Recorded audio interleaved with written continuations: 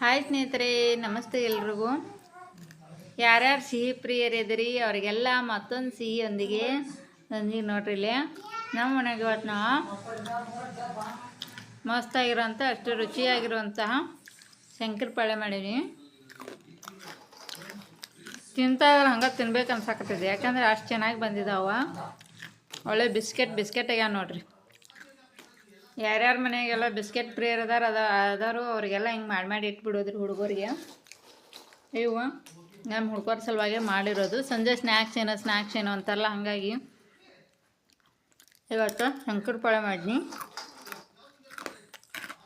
ಒಳ್ಳೆ ಕ್ರಿಸ್ಪಿಯಾಗಿ ಭಾಳ ಚೆನ್ನಾಗಿ ಬಂದಿದ್ದವು. ಅಷ್ಟೇ ಟೇಸ್ಟ್ ಕೂಡ ಸಖತ್ತಾಗಿ ಬಂದಿದ್ದವು. ಬರ್ರಿ ಇವಾಗ ಈ ಶಂಕರಪಾಳೆನ ನಾವು ಹೆಂಗೆ ಮಾಡ್ಕೊಂಡಿದ್ದೀನಿ, ನಾನು ಮಾಡಿರೋ ವಿಧಾನನ ನಿಮ್ಮೊಂದಿಗೆ ಹಂಚ್ಕೊಳ್ಳೋಣ. ನೋಡೋಣ ಬರ್ರಿ, ನಾ ಹೆಂಗೆ ಮಾಡೀನಿ ಅಂತ ಹೇಳ್ತೀನಿ. ನೀವು ಯಾರ್ಯಾರೆಲ್ಲ ಹಲವಾರು ವಿಧಾನದಾಗ ಮಾಡಿರ್ತೀರಿ. ನಾನು ಮಾಡಿರೋ ವಿಧಾನ ಇದು ಕೂಡ ಸಖತ್ತಾಗಿ ಬಂದಿತ್ತು, ಮತ್ತು ಟೇಸ್ಟ್ ಕೂಡ ಸೂಪರಾಗಿ ಬಂದವು ಅಷ್ಟೇ. ಹಂಗೆ ನೋಡೋಣ ಬರ್ರಿ. ತಿಂತೇನಮ್ಮ ಹೇಳಿ ಹೆಂಗೆ ಬಂದಾವ ಅಂತೇಳಿ. ಇವ್ರಿಗಂತೂ ಇಷ್ಟ ರೀ ಅವು. ಮೊನ್ನೆ ಒಂದಿನ ಮಾಡಿದ್ನಿ, ನಿನ್ನೆ ಅರ್ಜೆಂಟಿಗೆ ಬೆಳಗ್ಗೆ ಸ್ವಲ್ಪ ಹಿಟ್ಟು ಕಲಿಸಿ ಮಾಡಿದ್ನಿ. ಅರ್ಜೆಂಟಿಗೆ ಮಾಡಿರೋದ್ರಿಂದ ಎಷ್ಟು ಒಂದು 2-3 ಚಪಾತಿದಷ್ಟೇ ಮಾಡಿದ್ದಕ್ಕೆ ಸಾಯಂಕಾಲ ಮಾಡಿದವ್ರಿಗೆ ತಿನ್ನೋಕ್ಕಿಲ್ಲ ಅಂತಾರಲ್ಲ, ಹಂಗೆ ಆಗಿಬಿಡ್ತು. ಹಂಚಿದವ್ರಿಗೆ ಹಲ್ಲು ಉಳಿದು ಅಂದಂಗೆ ಆಗಿಬಿಡ್ತು.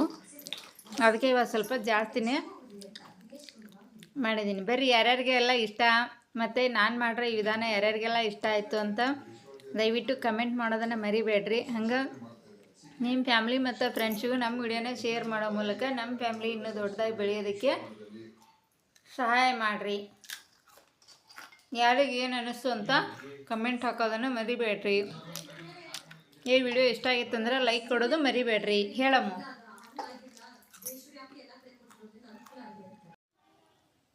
ನೋಡ್ರಿ, ಇವಾಗ ನಾನು ಶಂಕರಪಾಳೆ ಮಾಡೋಕ್ಕಿಲ್ಲ ಏನೇನು ತೊಗೊಂಡಿನಿ ಅಂತ ಹೇಳ್ತೀನಿ. ಮೊದಲಿಗೆ ಇದು ಸಣ್ಣ ರವೆ ಅಥವಾ ನೀವು ಚರೋಟಿ ರವೆ ಅಂತಿರಲ್ಲ, ಬಿಳಿ ರವೆ, ಆ ರವೆ ಇದೆ.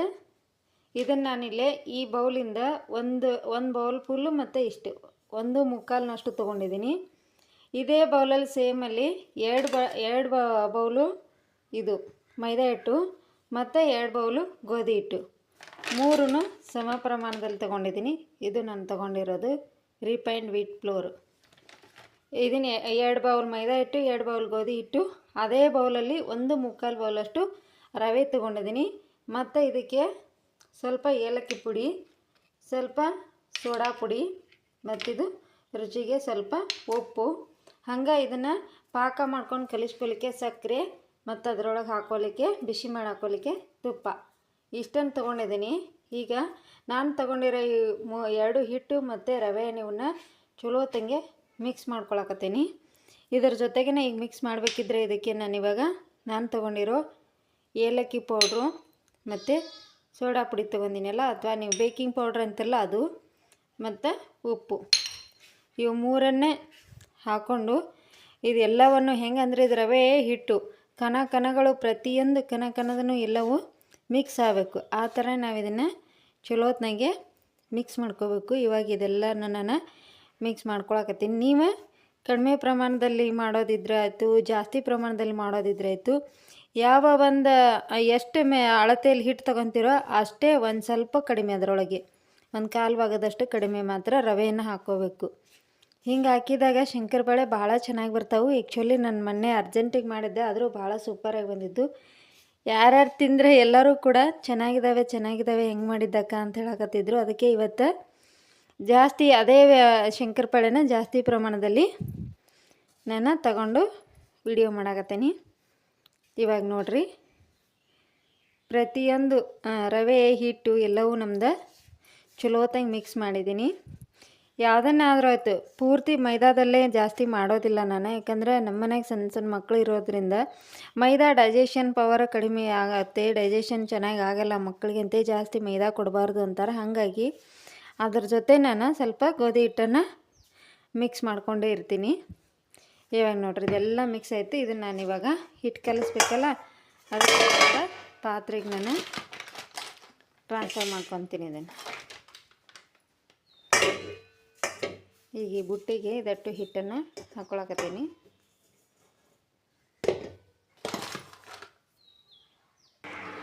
ಈಗ ಹಿಟ್ಟೆಲ್ಲ ಮಿಕ್ಸ್ ಆದಮೇಲೆ ನಾನು ಇಲ್ಲಿ ಅದಕ್ಕೆ ಹಾಕ್ಕೊಳ್ಳೋಕ್ಕೆ ತುಪ್ಪ ತೊಗೊಂಡಿದ್ನಲ್ಲ ಅದನ್ನು ಒಂದು ಸ್ವಲ್ಪ ತುಪ್ಪನ ಬಿಸಿ ಮಾಡ್ಕೊಳಕ್ಕೆ ಇಟ್ಕೊಂಡೀನಿ. ಹಂಗೆ ಸಕ್ಕರೆ ತೊಗೊಂಡಿದ್ದೀವಲ್ಲ, ಈಗ ಸಕ್ಕರೆನೂ ಕೂಡ ಪಾಕ ಮಾಡ್ಕೊಳತ್ತೀನಿ. ನೋಡ್ರಿ ಇಲ್ಲಿ ಸುಮಾರು ಇದು ಅರ್ಧ ಕೆ ಜಿ ಮೇಲಿದೆ ಸಕ್ಕರೆ. ನೀವು ಎಷ್ಟು ಹಿಟ್ಟಿನ ಪ್ರಮಾಣ ತೊಗೊಂಡಿರ್ತೀವಿ ಅದಕ್ಕೆ ತಕ್ಕಂತೆ ಸ್ವೀಟ್ ನೋಡಿಕೊಂಡು ಹಾಕ್ಕೋಬೇಕು. ಇಷ್ಟು ಸಕ್ಕರೆ ಮುಳುಗುವಷ್ಟು ನೀರು ಹಾಕ್ಕೊಂಡ್ಬಿಟ್ಟು ಇದನ್ನು ನಾವು ಕಾಯಿಸಿ ಪಾಕ ಮಾಡ್ಕೊಳ್ಳೋಣ. ಈಗ ಹಿಂಗೆ ಮಾಡೋದ್ರಿಂದ ಏನಾಗುತ್ತವಂದ್ರೆ ನಮ್ಮ ಶಂಕರಪಾಳೆ ಚೆನ್ನಾಗಿ ಬರ್ತಾವೆ.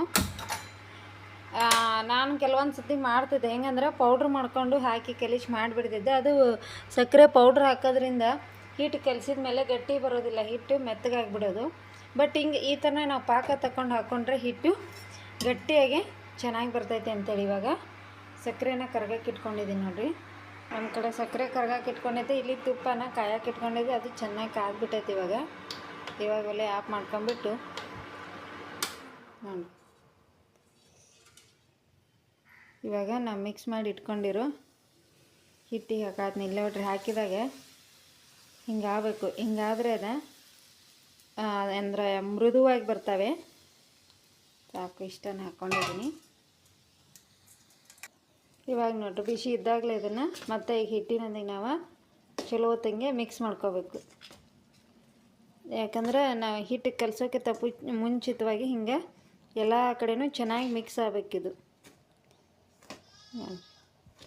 ಹಿಟ್ಟಿನ ಪ್ರತಿ ಕಣದಲ್ಲೂ ನೀವು ಎಣ್ಣೆನ ಹಾಕ್ರಿ, ತುಪ್ಪನ ಹಾಕ್ರಿ, ಯಾವ್ದು ತೊಗೊಂಡ್ರು ಅಷ್ಟೇ. ಪ್ರತಿಯೊಂದು ಹಿಟ್ಟಿನ ಕಣಕ್ಕೂ ಅದ ಮಿಕ್ಸ್ ಆಗೋ ಥರನಾಗೆ ಕೂಡಿಸ್ಕೋಬೇಕು.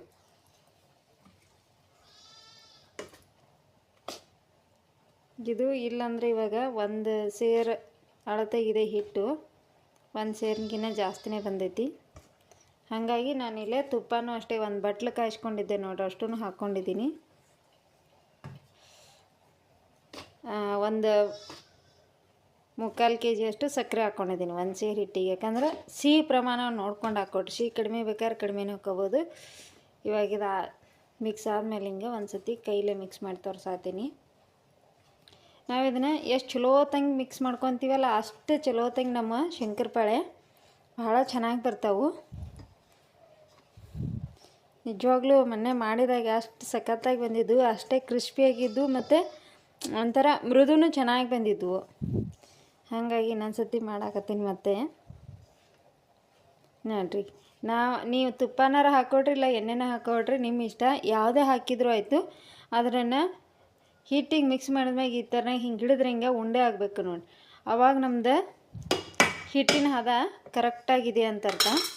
ಅಕಸ್ಮಾತ್ ಇದು ಉಂಡೆ ಆಕಾರಕ್ಕೆ ಬರಲಿಲ್ಲ, ಭಾಳ ಹಿಟ್ಟಿತ್ತು ಅಂದರೆ ಆವಾಗ ನಿಮ್ಮದು ತುಪ್ಪನ ಇನ್ನೊಂದು ಸ್ವಲ್ಪ ಹಾಕ್ಕೋಬೇಕಾಗ್ತೈತಿ. ಇವಾಗ ನಾನಿಲ್ಲಿ ತೊಗೊಂಡಿರೋ ಒಂದು ಬಟ್ಲು ಕಾಯಿಸಿರೋ ತುಪ್ಪ ಇದಕ್ಕೆ ಕರೆಕ್ಟಾಗಿ ಆಗೈತಿ.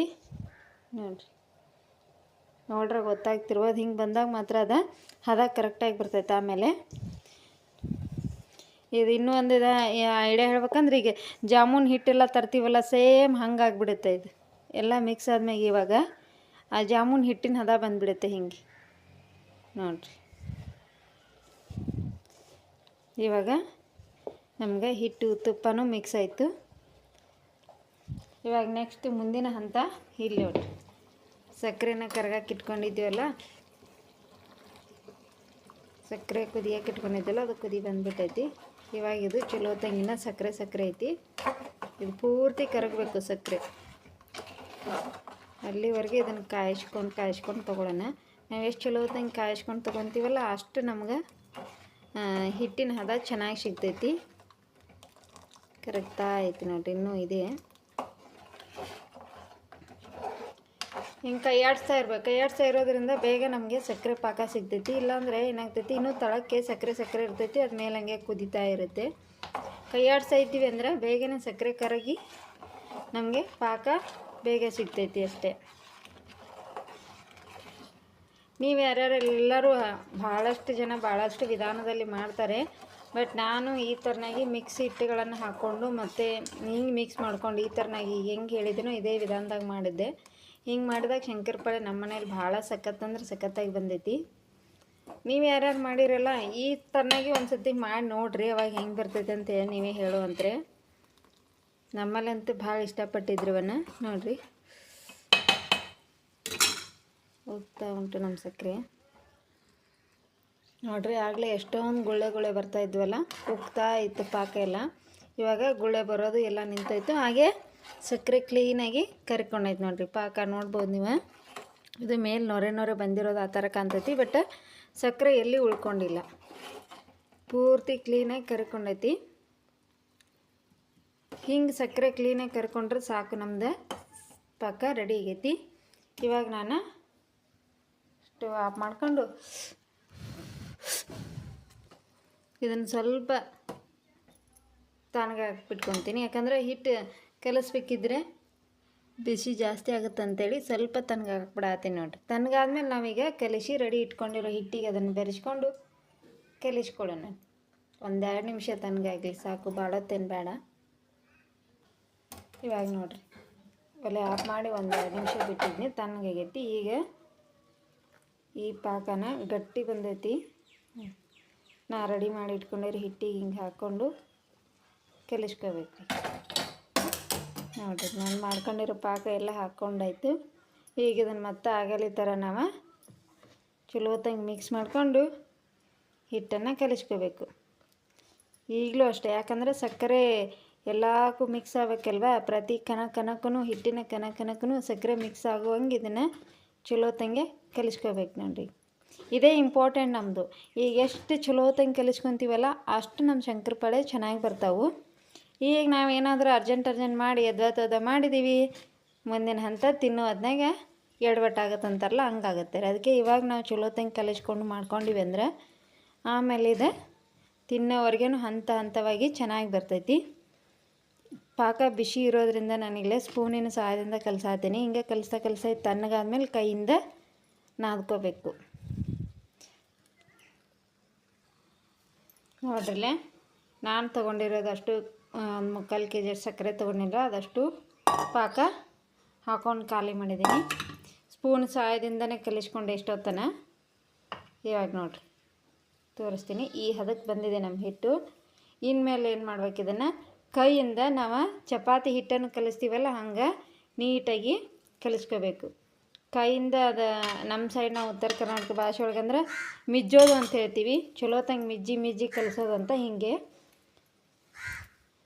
ನೋಡಿರಿ, ಇನ್ನೂ ಸ್ವಲ್ಪ ಬಿಸಿ ಐತಿ, ನೋಡಿಕೊಂಡು ಬಿಸಿ ತಣ್ಣಗಾಗ್ತಾ ನಿಧಾನಕ್ಕೆ ಕಲಿಸ್ಕೋಬೇಕು. ಇದನ್ನು ಇವಾಗ ನಾನು ಚಪಾತಿ ಹಿಟ್ಟಿನ ಅದಕ್ಕೆ ಕಲಿಸಿ ತೋರಿಸ್ತೀನಿ ನಿಮ್ಗೆ. ಇನ್ನೂ ಬಿಸಿ ಐತಿ, ಮುಟ್ಟಕ್ಕಾಗ್ತಿಲ್ಲ. ಬಿಸಿ ಪಾಕ ಹಾಕಿದ್ದೀವಲ್ಲ, ಹಾಗಾಗಿ ಇದಕ್ಕೆ ಇವಾಗ ನಾವು ಎಕ್ಸ್ಟ್ರಾ ಯಾವುದೇ ನೀರನ್ನು ಸೇರಿಸ್ತಾ ಇಲ್ಲ, ಹೊರಗಡೆಯಿಂದ ನೀರು ಸೇರಿಸ್ತಾ ಇಲ್ಲ. ಜಸ್ಟ್ ಇದೇನು ಸಕ್ಕರೆ ಪಾಕ ಹಾಕ್ಕೊಂಡಿದ್ವಿ ಅದೇ ನೀರಲ್ಲೇ ಕಲಿಸ್ತಾ ಇದ್ದೀನಿ ನಾನು. ನೋಡಿರಿ, ಇವಾಗ ನೋಡಿರಿ, ಹಿಟ್ಟನ್ನು ಎರಡೂ ಕೈಯಿಂದ ಗಟ್ಟಿ ಹಿಂಗೆ ನಾದ್ಕೋಬೇಕು. ಇವಾಗ ನಮ್ಮ ಹಿಟ್ಟು ಈ ಹದಕ್ಕೆ ಬಂದಿದೆ. ಗಟ್ಟಿ ಚಪಾತಿ ಹಿಟ್ಟಿನ ಕಿತ್ತಲು ಸ್ವಲ್ಪ ಗಟ್ಟಿನೇ ಇದೆ ಈಗ. ನೋಡಿರಿ, ಇದಕ್ಕೆ ನಾನು ಯಾವುದೇ ರೀತಿಯಾಗಿ ಎಕ್ಸ್ಟ್ರಾ ನೀರದು ಏನೂ ಸೇರಿಸಿಲ್ಲ. ನಾವೇನು ಪಾಕ ಮಾಡ್ಕೊಂಡಿದ್ದೀವಲ್ಲ ಅದೇ ಪಾಕದಿಂದನೂ ಕಲಿಸ್ಕೊಂಡಿದ್ದೀನಿ. ಹಿಂಗೆ ಗಟ್ಟಿ ಕಲಿಸಿದ್ದೀನಿ. ಇವಾಗ ಇದನ್ನು ಮೇಲ್ಗಡೆ ಒಂದು ಸ್ವಲ್ಪ ನೀರು ಹಚ್ಚಿ ಸುಮಾರು 1-2 ಗಂಟೆ ನೆನೆಯೋದಕ್ಕೆ ಬಿಟ್ಕೋಬೇಕು. ಎಷ್ಟು ನೆನೆಯುತ್ತೋ ಅಷ್ಟು ನಮ್ಗೆ ಚೆನ್ನಾಗಿ ಆಗ್ತೈತೆ ಹಿಟ್ಟು. ಇವಾಗ ನಾದ್ಕೊಂಡಿರೋ ಹಿಟ್ಟನ್ನು ನಾನು ಈ ಥರನಾಗ ಮೇಲೆ ಹಿಂಗೆ ಒತ್ತಿ ಇದ್ರ ಮೇಲೆ ಇವಾಗ ಒಂದು ಸ್ವಲ್ಪ ಜಾಸ್ತಿ ಹಾಕಂಗಿಲ್ಲ, ಅಂದರೆ ನಾವು ಮುಚ್ಚಿಡೋದ್ರಿಂದ ಅದು ಮ್ಯಾಲೆ ಹಿಂಗೆ ಒಣಕೊತ್ತೈತಿ ಅಂತಾರಲ್ಲ, ಹಂಗೆ ಆಗಬಾರ್ದು ಅಂತೇಳಿ ಹಿಂಗೆ ಸ್ವಲ್ಪ ನೀರು ಚಿಮ್ಕಿಸಿ ಒಂದು ತಟ್ಟೆ ಮುಚ್ಚಿ 2 ಗಂಟೆ ನೆನೆಯೋದಕ್ಕೆ ಬಿಡೋಣ. ನೆನೆದು ಹಿಂಗೆ ಯಾಕಾಗ್ತದೆ. ಇವಾಗ ನೋಡಿರಿ, ಕಲಿಸಿಟ್ಟು 2-2.5 ತಾಸು ಆಯ್ತು ನಾನು. ಹಾಗಾಗಿ ಇವಾಗ ನೋಡಿರಿ ನೀವು, ಆವಾಗ ಗಟ್ಟಿ ಕಲಿಸಿ ಮ್ಯಾಲ್ಗಡೆ ಸ್ವಲ್ಪ ನೀರನ್ನು ಹಾಕಿದ್ದೆ. ಯಾಕೆ ಹಾಕಿದ್ದೆ ಅಂದ್ರೆ ರವೆಯಿಂದ ಕಲಿಸಿರ್ತೀವಲ್ಲ ನಾವು, ರವೆ ಮಿಕ್ಸ್ ಮಾಡಿರೋದ್ರಿಂದ ಅದನ್ನು ನೆನ್ಕೋಬೇಕು ಅಂತೇಳಿ ಮ್ಯಾಲೆ ಸ್ವಲ್ಪ ನೀರು ಹಾಕಿ ಇಟ್ಟಿದ್ದೆ. ಅಷ್ಟು ಹಾಕಿಟ್ರೂ ಕೂಡ ಅದೇನೂ ಆಗಿಲ್ಲ ನೋಡ್ರಿ, ಮೆತ್ತಗದು ಆಗಿಲ್ಲ, ಮೀಡಿಯಮ್ಮಾಗೆ ಐತಿ, ಹದವಾಗಿ ಐತಿ ಹಿಟ್ಟು.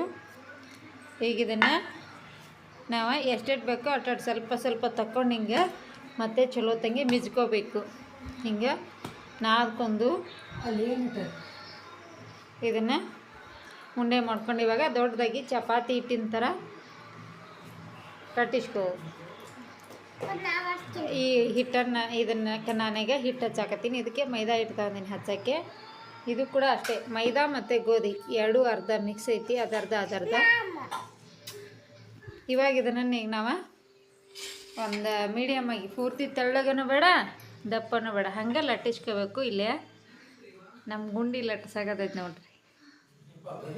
ಯಾರ್ಯಾರ ಮನ್ಯಾಗ ಇಂಥ ಪುಟ್ ಪುಟ್ ಆನೆಗಳಿದ್ದಾವೆ ನೋಡ್ರಿ, ಅವ್ರಿಗೆಲ್ಲ ಒಂದು ದೊಡ್ಡ ಟ್ಯಾಂಕ್ಸ್ ಹೇಳ್ಬೇಕು ನಾವು. ಹೇಳೋದೇ ಬೇಡ ರೀ ಏನು, ಇದು ಮಾಡು ಅಂತ. ಸುಮ್ಮನೆ ನಾವು ಮಾಡ್ತಿದ್ದಂಗೆ ನನಗಿನ್ನ ಮುಂಚೆನೇ ಮಾಡಕ್ಕೆ ಕುತ್ಕೊಂಡ್ಬಿಡ್ತಾಳೆ. ಇವಾಗ ನಾನೇ ಮಾಡ್ತೀನಿ ಅಂತೇಳಿ ಲಟ್ಸಕ್ಕೆ ರೆಡಿ ಮಾಡಿಬಿಟ್ಲು.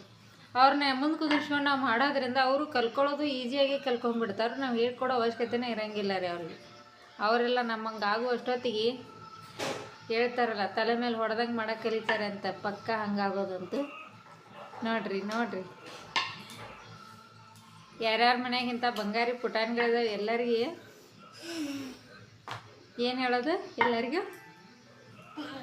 ಎಲ್ಲರಿಗೂ ಥ್ಯಾಂಕ್ ಯು ಅನ್ನೋದನ ನೋಡಮ್ಮ. ಬಂಗಾರಿಗಳನ್ನು ಕೊಟ್ಟಿರೋ ದೇವ್ರಿಗೆ ಥ್ಯಾಂಕ್ಸ್ ಅನ್ನೋದು ಅದಿಲ್ಲ, ದೇವ್ರಿಗೆ ಹೇಳೋದಿಲ್ಲ. ಯಾರಿಗೆ ಹೇಳೋದು?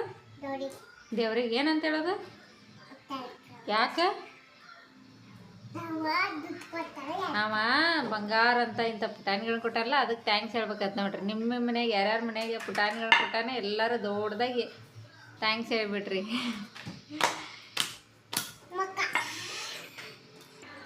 ನೋಡ್ರಿಲೇ ನಮ್ಮ ಬಂಗಾರಿ ಲಟ್ಸಿರೋದ್ರಿಂದ ಅದ ಏನಾಗೈತಿ, ಇಂಡಿಯಾ ಶೇಪ್ ಬಂದಂಗೆ ಬಂದ್ಬಿಟ್ಟೈತಿ. ಇವಾಗ ನಾವು ಅದನ್ನೇನು ಮಾಡೋಣ, ಕಟ್ ಮಾಡೋಣ. ಹೆಂಗೆ ಕಟ್ ಮಾಡೋಣ, ಈ ಸೈಡ್ ಎಲ್ಲ ಆ ಕಡೆ ಈ ಕಡೆ ಹೋಗಿದಾಳಲ್ಲ ಅದನ್ನೆಲ್ಲ ಒಂದು ಸೇಫಾಗಿ ಕಟ್ ಮಾಡ್ಕೊಳ್ಳೋಣ. ಅದನ್ನ ಕಟ್ ಮಾಡಿ ಅಲ್ಲಿ ಹೋಗುತ್ತೆ. ನಿಮಗೆ ಎಷ್ಟು ದೊಡ್ಡದು ಬೇಕೋ ಇಲ್ಲ ಸಣ್ಣ ಬೇಕೋ ಹಂಗೆ ಆಕಾರ ನೋಡ್ಕೊಂಡು ಕಟ್ ಮಾಡಿಕೊಡ್ರಿ. ಇವಾಗ ಇದನ್ನು ಎಕ್ಸ್ಟ್ರಾ ಎಲ್ಲ ತೆಗಿಯಾಕತ್ತೀವಿ ನಾವು.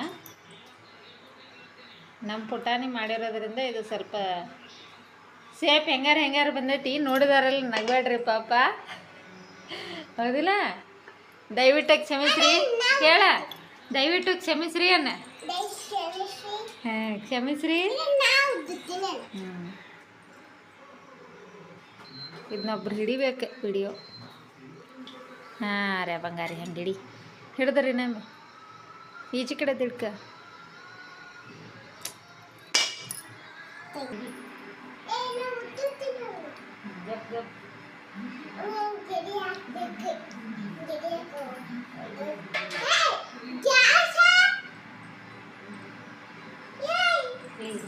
ಗ್ಯಾಸ್ ಐತಿ, ಎಲ್ಲ ಐತಿ, ಎಣ್ಣೆ ಕಾಯಕೈತಿ. ಇವಾಗ ಬರೋದ ಏನು ಮಾಡೋ ನೀನು ಎಣ್ಣೆಗ ಕರೋದು.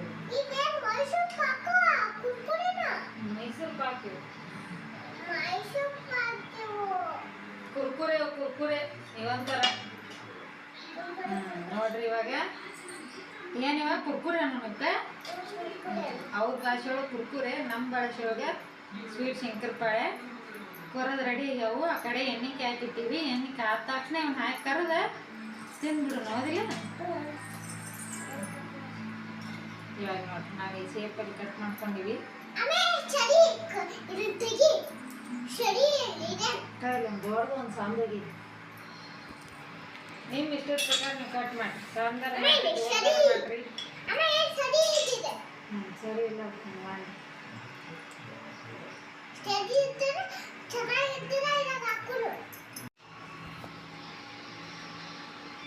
ಈಗ ಇಲ್ಲಿ ಎಣ್ಣೆ ಬಿಸಿ ಆಗೈತಿ. ಫಸ್ಟ್ ಒಂದು ಹಾಕಿ ನೋಡಿ ನಾನು. ಇವಾಗ ಇವನ್ನೇನು ಮಾಡೋಣ, ನಾವು ಕಟ್ ಮಾಡ್ಕೊಂಡಿರೋನು ಒಂದೊಂದಾಗಿ ಹಿಂಗೆ ಕರ್ಕೊಂಡ್ಬಿಟ್ಟಿವ. ನಮ್ಮ ಶಂಕರಪಾಳೆ ರೆಡಿ ಅದ ನೋಡ್ರಿ. ಕರಿಬೇಕಿದ್ರೆ ಉರಿ ಮೀಡಿಯಮ್ ಆಗಿರಲಿ. ಜೋರಾಗಿ ಇಟ್ಕೊಂಡ್ರೆ ಒಮ್ಮೆ ಹೊರಗಡೆ ಎಲ್ಲ ಹೊತ್ತಿದಂಗೆ ಆಗಿಬಿಡ್ತಾವು. ಆದರೆ ಒಳಗೆ ಸರಿಯಾಗಿ ಬೇಯಂಗಿಲ್ಲ. ಹಾಗಾಗಿ ಆದಷ್ಟು ಉರಿ ಎಷ್ಟು ಸಾಧ್ಯನೋ ಅಷ್ಟು ಮೀಡಿಯಮಾಗಿ ಇಟ್ಕೊಂಡು ಮಾಡೋದು ಒಳ್ಳೆಯದು. ಇದನ್ನ ಬಸ್ ಹಾಕಿಟ್ಟು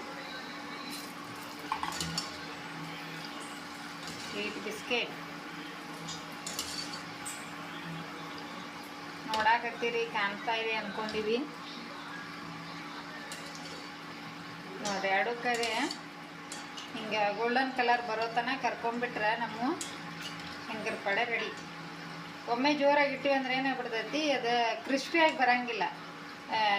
ಕರ್ದು ಅಂತ ತಕೊಂಡ್ಬಿಡ್ತೀವಿ, ಆದರೆ ಕ್ರಿಸ್ಪಿಯಾಗಿರೋಂಗಿಲ್ಲ.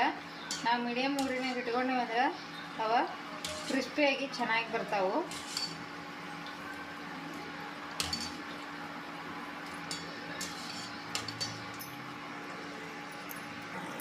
ನೋಡಿರಿ, ಎರಡು ಕಡೆನೂ ಒಳ್ಳೆ ಗೋಲ್ಡನ್ ಕಲರ್ ಬಂದು ರೆಡಿ ಅದು ನಮ್ಮ ಶಂಕರಪಾಳೆ. ಇವಾಗ ಇವನ್ನ ತಗೊಳಕತ್ತೇನೆ. ತಕ್ಕೊಂಡು ಉಳಿದಿರೋನು ಕೂಡ ಹಾಗೆ ಹಾಕ್ಕೊಂಡು ಕರ್ಕೊಂಡ್ರೆ ನಮ್ಮ ಮಸ್ತಾಗಿರುವಂಥ, ಅದು ಮನೆಯಲ್ಲೇ ಮಾಡಿರುವಂತಹ ಶಂಕರಪಾಳೆ ರೆಡಿ.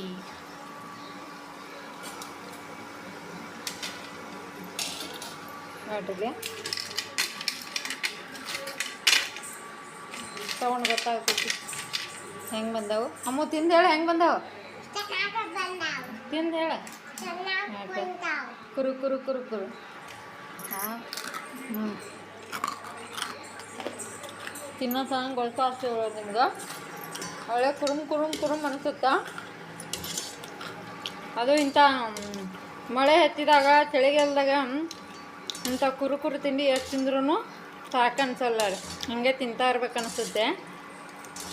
ಅಂಥ ಟೈಮ್ನಾಗ ಇನ್ನೂ ಮಸ್ತಾಗಿರ್ತಾವ. ನಿಜವಾಗ್ಲೂ ಭಾಳ ಸೂಪರ್ ಬಂದವ. ಹಾಂ ಹಾಂ, ಕುರು ಅನ್ನಿಸ್ತಾವ. ಕುರುಮ್ ಅಂತೇಳಿ ತಿನ್ನಾಕ ಕುರುಮ್ ನೋಡೋಕೆ ಕ್ರಿಸ್ಪಿಯಾಗಿ, ಜೊತೆಗೆ ಅಷ್ಟೇ ಮೃದು ಆಗಿದೆ. ಕುರುಮ್ ಅಂತ ಗಟ್ಟಿ ಬಂದಿಲ್ಲ, ಹಾರ್ಡಾಗಿಲ್ಲ, ಸಾಫ್ಟ್ ಆಗಿದ್ದಾವೆ. ಭಾಳ ಚೆನ್ನಾಗಿ ಬಂದಿದ್ದಾವ್ರಿ. ಈಗ ಇದನ್ನು ಒಂದು ಚಪಾತಿದು ಮಾಡೀನಿ. ಈಗ ಹಿಂಗೆ ನಾವೀಗ ಉಳಿದಿರೋ ನೋಡಿ, ಅಯ್ಯೋ ಮಾತಾಡ್ಕೊಂತ ಮರೆತು ಹಾಕಿಬಿಟ್ಟೆ. ಎಣ್ಣೆ ಬಸ್ತಿರೋ ಈಗ ಉಳಿದಿರೋ ಹಿಟ್ಟಿನಿಂದನೂ ಹಿಂಗೆ ಮಾಡ್ಕೊತೇನೆ ನೋಡಿ.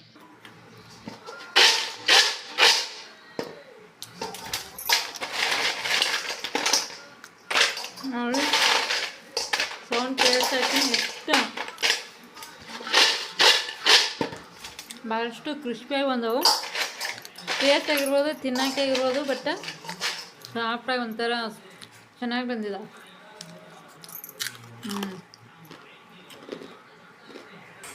ಇದೇ ಚೆನ್ನಾಗಿ ಉಳಿದಿರೋ ಹಿಟ್ಟಿನಿಂದನೂ ಕೂಡ ಚಪಾತಿ ಲಟ್ಟಿಸಿ ಕಲ್ಕೊಂಡು ತರ್ತೀನಿ. ಹೆಂಗೈತೆ ನಿನಗಿಷ್ಟ ಆದವು ನಿಜವಾಗ್ಲೂ? ಇವಾಗ ಉಳಿದಿರೋದು ಅಷ್ಟು ಮಾಡಿ ತೋರಿಸ್ತೀನಿ ಬರ್ರಿ.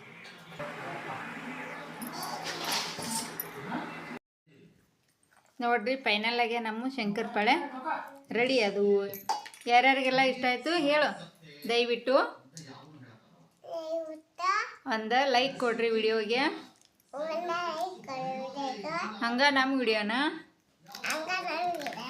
ಶೇರ್ ಮಾಡಿರಿ ಎಲ್ಲರಿಗೂ. ಕಮೆಂಟ್ಸ್ ಹಾಕ್ರಿ ಹೆಂಗಾಯ್ತು ಅಂತ. ಥ್ಯಾಂಕ್ ಯು ಎಲ್ಲರಿಗೆ.